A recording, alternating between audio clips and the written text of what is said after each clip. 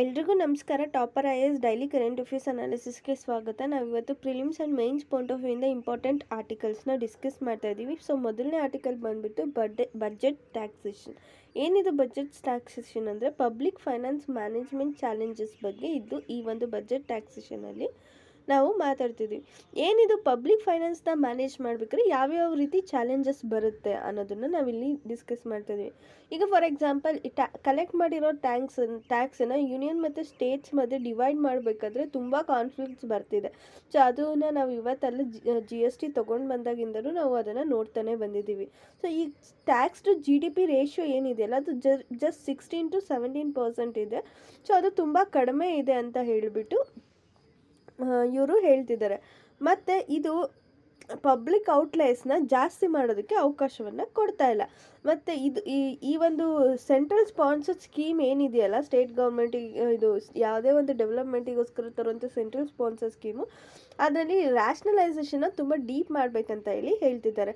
ಮತ್ತು ಈ ಒಂದು ಫಿಸ್ಕಲ್ ಫೆಡ್ರಲಿಸಮ್ಗೆ ಏನೇನು ಚಾಲೆಂಜಸ್ ಇದೆ ಅಂದರೆ ಸೆಂಟ್ರಲ್ ಗೌರ್ಮೆಂಟ್ ಏನು ಮಾಡುತ್ತೆ, ಸೆಸ್ಸಸ್ ಮತ್ತು ಸರ್ಚ್ ಚಾರ್ಜಸನ್ನು ತೊಗೊಂಡು ಬರುತ್ತೆ. ಏನಕ್ಕೆ ಟ್ಯಾಕ್ಸೇಷನ್ ಬಿಟ್ಟು ಬೇರೆ ಇದರಲ್ಲಿ ಕೂಡ ಇದು ಸೆಸ್ಸಸ್ ಮತ್ತು ಸರ್ಚ್ ಚಾರ್ಜಸನ್ನು ತೊಗೊಂಬರುತ್ತೆ. ಇದು GST ಒಳಗಿಲ್ಲ. ಬಟ್ ಏನಂದರೆ ಫೈನಾನ್ಸ್ ಕಮಿಷನ್ ಏನು ಮಾಡ್ತಿದೆಯಲ್ಲ, ಈ ಒಂದು ಡೊಮೈನ್ಗೆ ಯಾವುದೇ ರೀತಿಯಾದಂಥ ಒಂದು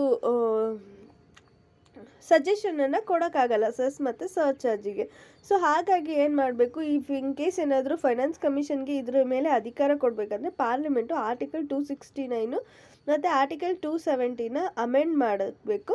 ಆವಾಗ ಮಾತ್ರ ಇದು ಡಿವಿಸಬಲ್ ಪೂಲ್ ಅಂದರೆ ಸೆಂಟರ್ ಮತ್ತು ಸ್ಟೇಟ್ ಮಧ್ಯೆ ಡಿವೈಡ್ ಆಗೋದಕ್ಕೆ ಸಾಧ್ಯ. ಇಲ್ಲ ಅಂದರೆ ಇದನ್ನು ಸೆಂಟರ್ ಮತ್ತು ಸ್ಟೇಟಿಗೆ ಡಿವೈಡ್ ಮಾಡೋ ಅಗತ್ಯ ಇಲ್ಲ. ಅದನ್ನು ಡಿವೈಡ್ ಮಾಡಬೇಕು ಅಂತಂದರೆ ಅದನ್ನು ಆರ್ಟಿಕಲ್ 269 ಮತ್ತು 270 ಅಮೆಂಡ್ ಮಾಡೋದ್ರ ಮೂಲಕ ಆಮೇಲೆ ಇದನ್ನು ಡಿವಿಸಬಲ್ ಪೂಲ್ ಒಳಗಡೆ ತರಬೇಕಾಗತ್ತೆ ಅಂತ ಹೇಳ್ತಿದ್ದಾರೆ.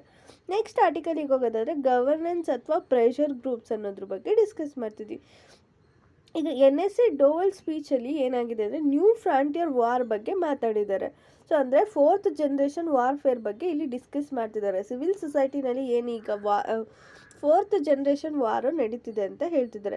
ಏನಿದು 4th ಜನರೇಷನ್ ವಾರ್ ಅಂದರೆ ಫಸ್ಟ್ ಎಲ್ಲ ನಾವು ಫಿಸಿಕಲ್ ಆಗಿ ಗನ್ ಹಿಡ್ಕೊಂಡು ಹೊಡೆದಾಡೋದಿರ್ಬೋದು, ಬಾಂಬ್ ಹಾಕಿ ಹೊಡೆದಾಡೋದಿರ್ಬೋದು, ಮತ್ತು ಫಿಸಿಕಲಿ ಕತ್ತಿ ಹಿಡಿದು ಹೋರಾಟ ಮಾಡೋದಿರ್ಬೋದು, ಇಲ್ಲ ಹಂಗೆ ಮಲ್ಲ ಯುದ್ಧ ಇರ್ಬೋದು, ಈ ರೀತಿಯಾಗಿ ಯುದ್ಧಗಳನ್ನು ಮಾಡ್ತಾಯಿದ್ವಿ. ಈಗ ಇದು ಬೇರೆ ರೀತಿಯೇ ಇದೆ ಅಂತಲೇ ಹೇಳ್ಬೋದು. ಅಂದರೆ ಕನ್ವೆನ್ಷನಲ್ ಟೈಪ್ಸ್ ಆಫ್ ವಾರ್ಸಿಗೂ ಇವಾಗಿರುವಂಥ ವಾರ್ಸಿಗೂ ತುಂಬ ಡಿಫ್ರೆನ್ಸ್ ಇದೆ.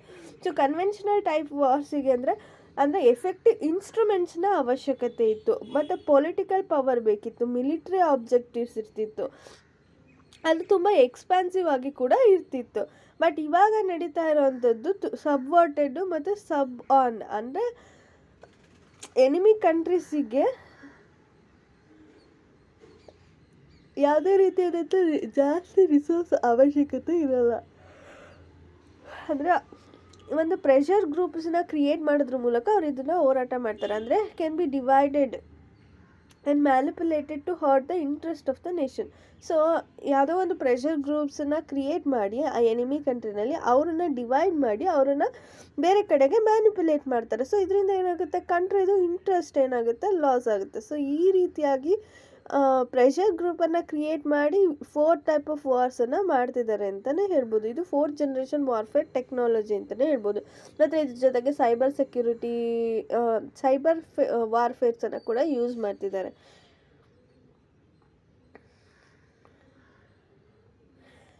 ಸೊ ನಾವು ಎಕ್ಸಾಮಲ್ಲಿ ಯೂಸ್ ಮಾಡ್ಕೊಳ್ಳೋದಕ್ಕೆ ಕೋಡ್ಸ್ನ ತುಂಬ ಅಗತ್ಯ ಇರುತ್ತೆ. ಈಗ ಫಾರ್ ಎಕ್ಸಾಂಪಲ್ ಇಲ್ಲಿ ರಿಲಿಜನ್ ಬಗ್ಗೆ 1-2 ಕೋಡ್ಸನ್ನು ಕೊಟ್ಟಿದ್ದಾರೆ. ಸೊ ಇದನ್ನು ನೀವು ರಿಲಿಜನ್ ರಿಲೇಟೆಡ್ ಆಗಿ ಮೇನ್ಸ್ ಆನ್ಸರ್ ರೈಟಿಂಗ್ ಬರೀಬೇಕಾದ್ರೆ ತುಂಬ ಯೂಸ್ ಆಗುತ್ತೆ.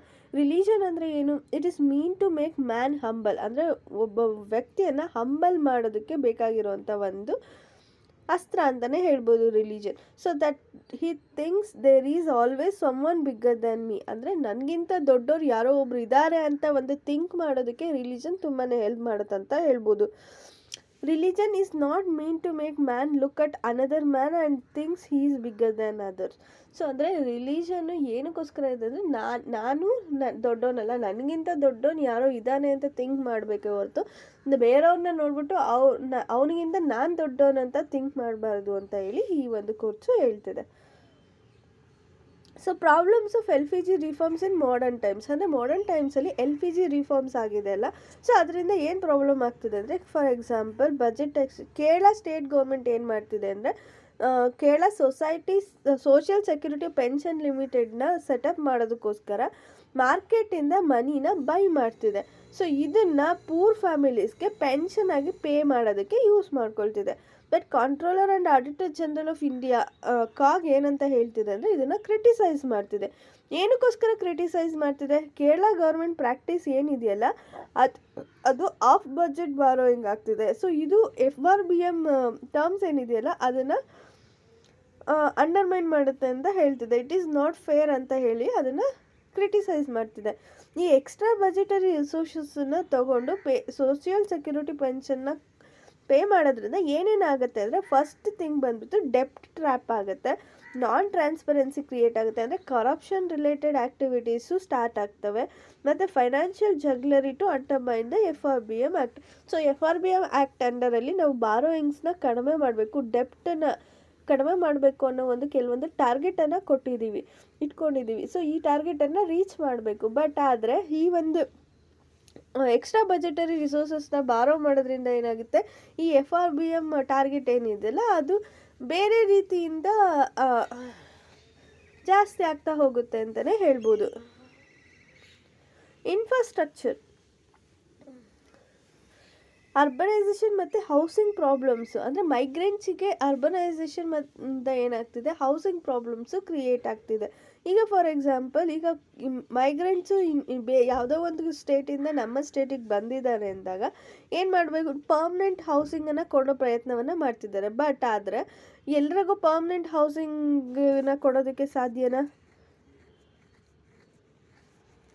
ಸಾಧ್ಯ ಇಲ್ಲ.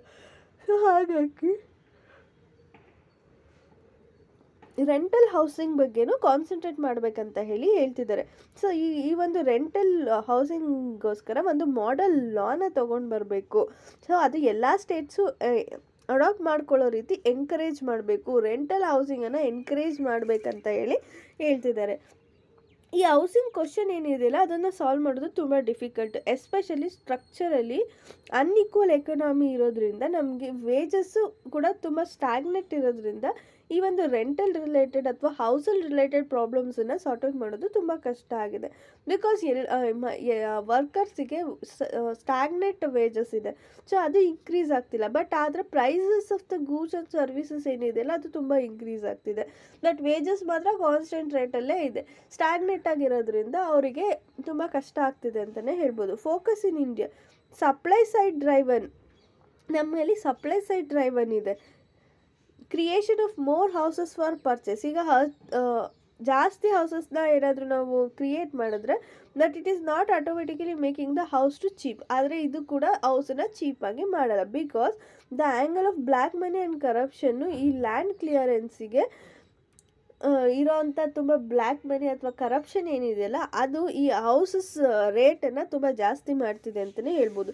ಈವನ್ ಜಾಸ್ತಿ ಹೌಸಸ್ ಕ್ರಿಯೇಟ್ ಆದರೂ ಕೂಡ ಆ ಹೌಸಸ್ ವ್ಯಾಲ್ಯೂ ಕಡಿಮೆ ಆಗಲ್ಲ ಅಂತ ಹೇಳ್ತಿದ್ದಾರೆ. ನಾವು ಫೋಕಸ್ ಯಾವುದ್ರ ಮೇಲೆ ಮಾಡಬೇಕು ಅಂದರೆ ಹೌಸಸ್ ಎಲ್ರಿಗೂ ಕೂಡ ಅಫೋರ್ಡ್ ಆಗಬೇಕು, ಅಫೋರ್ಡಬಿಲಿಟಿ ಬಗ್ಗೆ ನಾವಿಲ್ಲಿ ಕಾನ್ಸಂಟ್ರೇಟ್ ಮಾಡಬೇಕಂತ ಇವರು ಹೇಳ್ತಿದ್ದಾರೆ.